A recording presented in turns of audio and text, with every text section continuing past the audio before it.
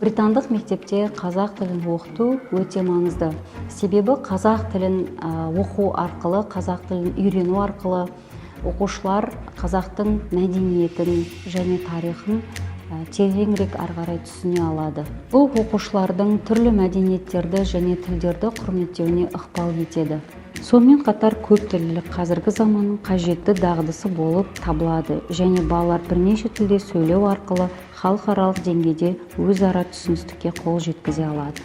Британдық Ардинглай Астана мектебінде қазақ тілі мен әдебиеті пәні сабағы өте қызықты, әр алуан әдіс тәсілдерді пайдаланып өткіземіз. Тіл бұл ең маңызды құрал.